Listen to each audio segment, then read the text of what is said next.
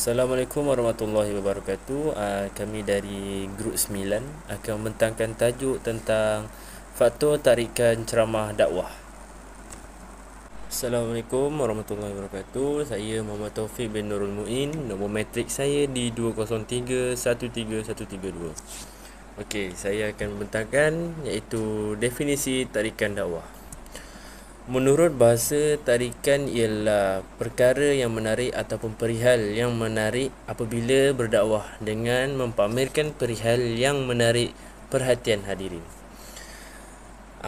Seterusnya, menurut istilah pula, tarikan ialah dari segi bahasa, dari bahasa Arab iaitu jadibiyah yang merujuk pada maksud tarikan bumi, yang mana lebih merujuk pada perkara tarikan sesuatu atau bersifat. Di mana di sini dia menceritakan, di mana definisi ini mengatakan bahawa tarikan sesuatu perkara itu secara suatu berdakwah dengan mempamerkan perihal yang menarik seperti cara penyampaian ataupun cara pemakaian yang dipakai ataupun cara penyampaian yang baik dia semasa seorang penceramah atau seorang pendakwah yang sedang memberikan menyebarkan dakwah mereka. Dan menurut istilah pula yang dimasukkan dengan tarikan bumi yang lebih merujuk daripada perkara tarikan sesuatu atau bersifat, di mana tarikan bumi ni dia macam sesuatu benda yang ada dekat bumi ni yang menarik.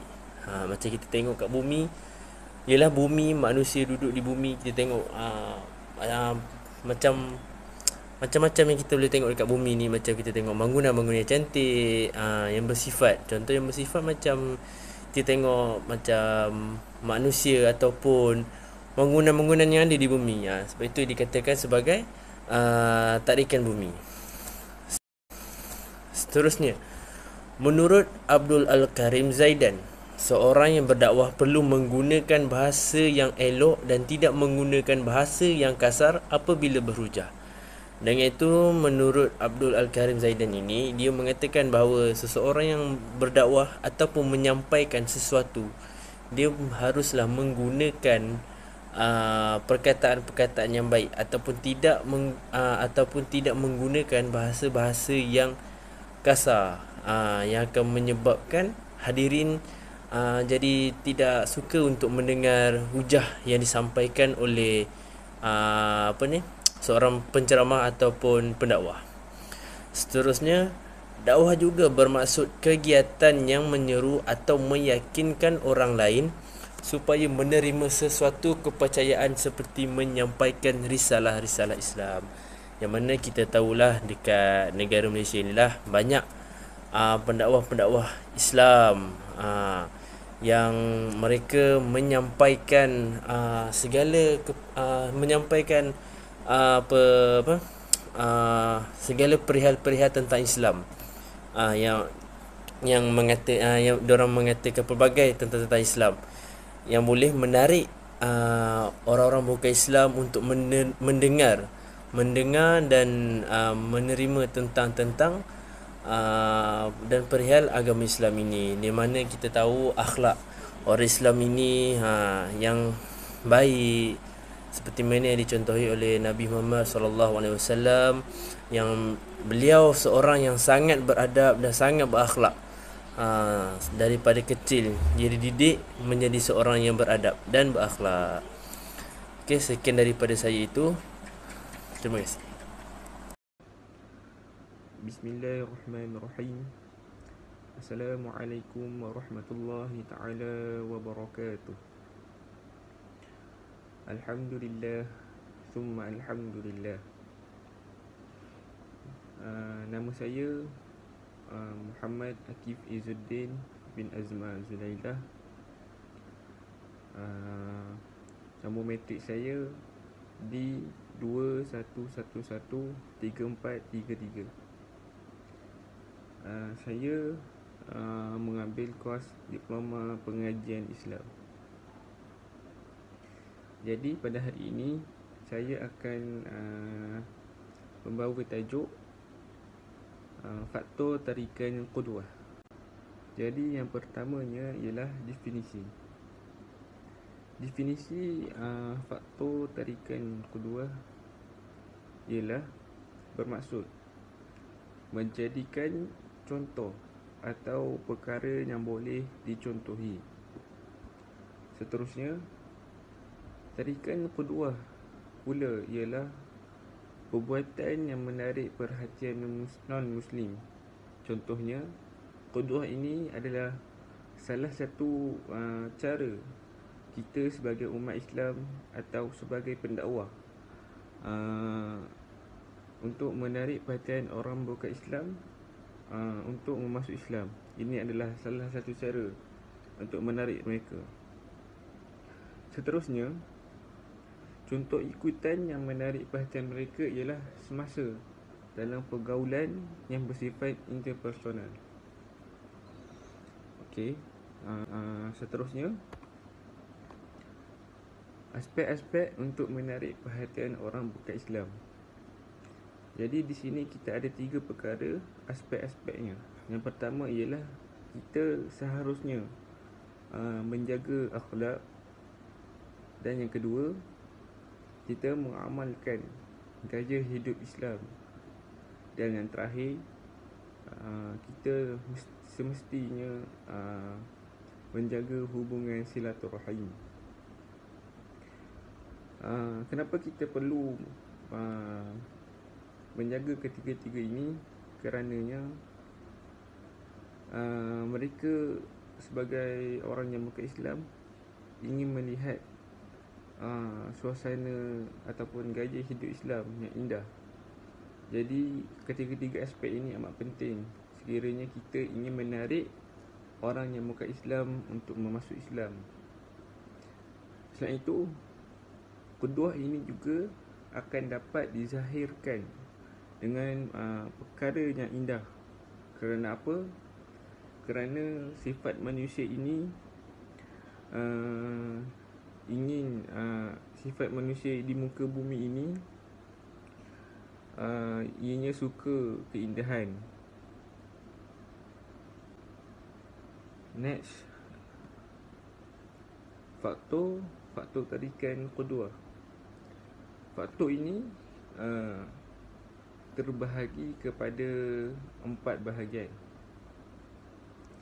So, yang pertamanya, kedua melalui akhlak dan tingkah laku. Kedua melalui rumah tangga dan anak-anak. Seterusnya, ianya melalui percakapan dan amalan. Dan yang terakhir, kedua melalui tempat tinggal dan pakaian. Faktor-faktor ini amat penting, ya. Kerana apa? Kerana ini juga penting untuk kita mengamalkan.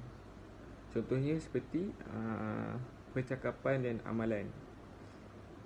Sekiranya kita sebagai pendakwah atau ingin menarik orang yang bukan Islam untuk memasuk Islam, kita semestinya menjaga percakapan kita, mengeluarkan kata-kata yang baik, tidak mengeluarkan kata-kata yang kesat, dan kita menjaga tingkah laku kita. Contohnya beradab, menghormati orang tua. Salah satu ini ialah perkara kedua melalui percakapan dan amalan. Dan faktor-faktor ini juga menjadi bahagian yang penting dalam kajian Masturah Ismail. Mereka yang bukan Islam ini telah terpengaruh dengan Islam kerana orang Islam atau pendakwah yang berada di sekeliling mereka mengamalkan sikap yang baik. Seperti yang di atas ini, seperti faktor-faktor tarikan kedua ini. Pendakwah ini mengamalkan sikap-sikap tersebut. Selain itu, tidak lupa juga kita, ya, tentang kita kepada Nabi Muhammad sallallahu alaihi wasallam. Di sini Nabi Muhammad sallallahu alaihi wasallam merupakan contoh yang terbaik. Yang pertama, Nabi Muhammad sallallahu alaihi wasallam merupakan contoh tauladan yang terbaik kerana sifat lemah lembutnya dalam berdakwah. Seterusnya, baginda juga mempunyai budi pekerti yang sangat baik apabila berhadapan dengan musuh Islam, apabila berdakwah. Dan yang terakhir, sebagai umat Islam yang ingin menarik orang untuk memasuk Islam, semestinya kita harus berlemah lembut dan tidak memaksa seperti di dalam Al-Quran. A'udzubillahi minasyaitonirrajim. La ikraha fiddin. Sadaqallahul azim. Yang bermaksud tiada paksaan di dalam agama. Surah Al-Baqarah ayat 256. Jadi di sini kalau kita ingin menarik orang Islam, jadi di sini kalau kita ingin menarik orang yang bukan Islam untuk memasuk Islam, kita jangan memaksa mereka, kerana hidayah itu min Allah Subhanahu wa taala. Sekian, wallahu alam. Bismillahirrahmanirrahim. Nama saya Muhammad Syakir Fahmi bin Muhammad Zaini. Nombor metrik di 20313030. Okay, di sini saya ingin menceritakan tentang faktor tarikan kuwah. Okay, definisi faktor tarikan kuwah ni ialah unsur-unsur kuat yang mempengaruhi non-Muslim terhadap dakwah Muhammad Fadli Yusof di pedalaman Pensiangan Sabah. Okay, faktor tarikan dapat dilihat kepada dua bentuk, iaitu bentuk yang pertama, tarikan kuwah daripada personaliti Muhammad Fadli Yusof sendiri, kerana dia seorang yang berkorban dan sanggup menempuh jalan-jalan yang berliku, iaitu melalui hutan-hutan untuk sampai ke tempat yang ditujunya. Dan seterusnya, beliau dilihat sebagai seorang yang berani dalam menyampaikan agama Islam kepada masyarakat yang asing dalam kehidupannya. Hal ini kerana masyarakat tersebut tidak mengenali Islam dan juga mengamalkan ajaran nenek moyang mereka. Selain itu, beliau dilihat bersusah payah masuk ke kawasan hutan yang mencabar dengan ditemani isteri semata-mata untuk menemui orang di kawasan pedalaman Pensiangan. Hal ini kerana tiada pengangkutan awam yang boleh masuk ke kawasan tersebut kerana dipenuhi dengan bukit-bukit dan juga kawasan-kawasan hutan tebal. Faktor yang kedua, iaitu pembinaan masjid di Kampung Padang telah menjadi suatu tarikan kuwah dalam pendekatan dakwah Muhammad Fadli Yusof.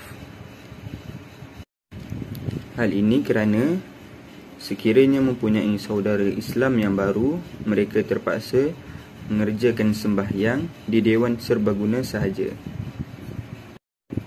Seterusnya, menarik perhatian masyarakat non-Muslim di pedalaman mengenali Islam dengan lebih hampir. Hal ini kerana non-Muslim akan mudah tahu dan akan datang ke kawasan masjid untuk melihat bagaimana cara umat Islam mengerjakan solat mereka dan boleh mempelajarinya sekiranya mempunyai masa. Akhir sekali, melihat cara ibadah orang Islam dan mempelajarinya. Hal ini kerana masjid merupakan perkara yang baru di dalam pedalaman Pensiangan bagi masyarakat di sana. Lalu mereka akan datang ke masjid tersebut dan melihat cara ibadah orang Islam, dan sekiranya mereka meminati dan mereka akan mempelajarinya serta diajar oleh orang-orang Islam yang berada di sana. Assalamualaikum dan selamat sejahtera. Nama saya Muhammad Hafizuddin bin Nur Islam. Nombor metrik saya di 20312905. Hari ini saya ingin membentangkan tajuk faktor tarikan kelainan. Kelainan ialah suatu perkara yang berbeza dan perkara yang baru dan menarik perhatian golongan sasaran. Dalam Al-Quran telah menyebutkan beberapa peristiwa yang bersifat kelainan dan menarik perhatian dalam dakwah Nabi Nuh alaihi salam. baginda telah diperintahkan oleh Allah Subhanahu Wa Taala untuk membuat kapal di kawasan darat. Peristiwa membuat kapal merupakan satu yang berbeza bagi kaumnya kerana mereka tidak pernah melihat sepertinya. Namun, perbuatan Nabi Nuh AS membina kapal telah dibalas dengan ejekan dan keingkaran kaumnya. Hanya sedikit sahaja yang mengikut baginda. Yang kedua, dalam konteks dakwah Nabi Muhammad SAW, Al-Quran telah menjadi tumpuan golongan musyrikin yang sangat berbangga dengan syair dan puisi ciptaan mereka. Mereka merasa kagum dengan isi kandungan dan gaya persembahan Al-Quran yang bersifat berbeza ketika itu. Walaupun mereka mempunyai tokoh-tokoh syair yang hebat pada ketika itu. Manakala dalam peristiwa Isra dan Mi'raj, terdapat banyak perkara kelainan dipaparkan dan menarik perhatian golongan musyrikin ketika itu.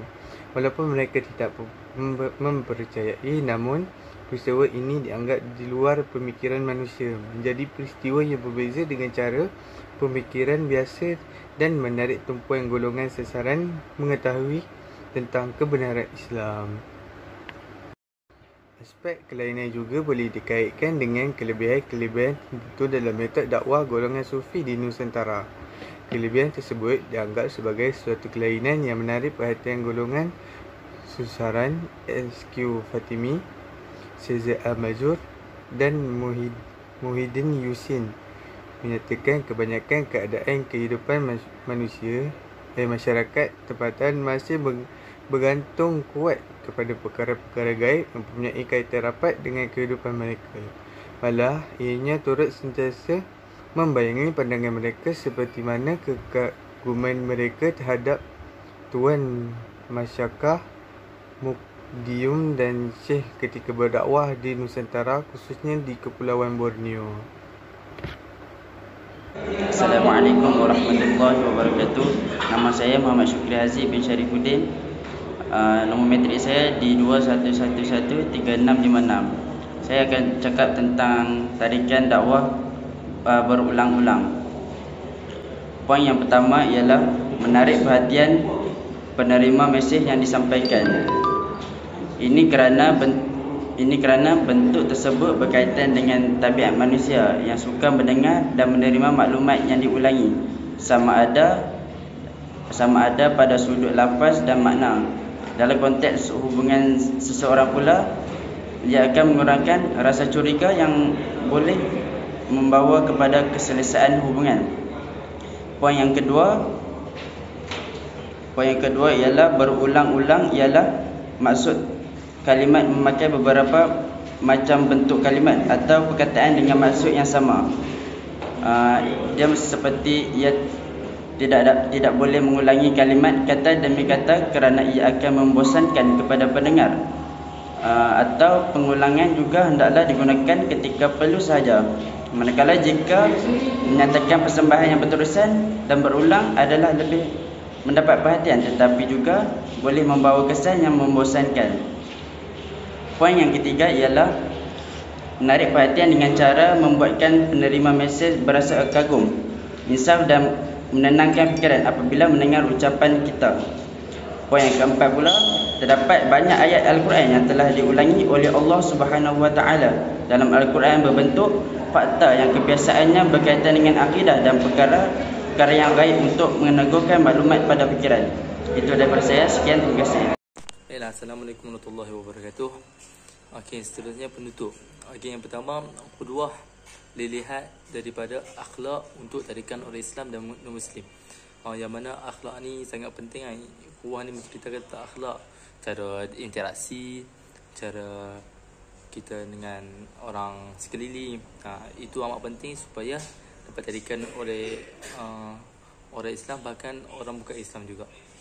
Okey, yang kedua, quwwah, yang mana dia mengutamakan dua faktor, iaitu pada personality seorang pendakwa dan seperti petikan di atas, dia membuat pembelaan masjid untuk tarikan non-Muslim. Yang mana personality seorang pendakwa ni seperti dia qudwah juga. Cara dia berjalan, makan dan macam-macam lagi lah. Membuat pembinaan masjid Contohnya kita membuat pembinaan masjid kan, di tempat orang-orang yang tak tahu sangat Islam tu. So bila duk azan setiap hari, duk solat apa semua, jadi orang macam sifat ingin tahu. So dia akan mula tertarik dengan masjid ni lah. Itu adalah salah satu faktor yang penting dalam dakwah. Seterusnya, faktor kelainan dalam memberi impak kepada orang sekeliling untuk lebih mengetahui. Mana faktor kelainan ni macam seperti petikan di atas, dia seperti macam kita pergi satu kampung orang asli, kampung orang asli tu orang tu pakaian seperti separboge orang kata kan. Kita pergi memakai jubah, pakai kepiah, ia membuatkan orang mula tertarik lah, tengok kenapa dia lain pada lain lah. So itu adalah faktor yang sangat penting dalam dakwah. Okey, seterusnya yang terakhir, faktor berulang-ulang memberi kesan positif seperti memberi makan atau seumpama. Mana kita tahu faktor berulang-ulang ini seperti kita memberi makan kepada orang. Contoh kita buat setiap hari memberi makan, tak boleh setiap hari, seminggu sekali kita memberi makan. Contoh orang pergi masjid, pergi makan. Orang pergi surau, bagi makan. Ada majlis makan, buat banyak kali, berulang-ulang. So orang tengok macam, bagus agama ni. So itu adalah salah satu faktor yang dakwah yang boleh memberi tarikan lah untuk orang Islam, bahkan orang yang bukan Islam juga.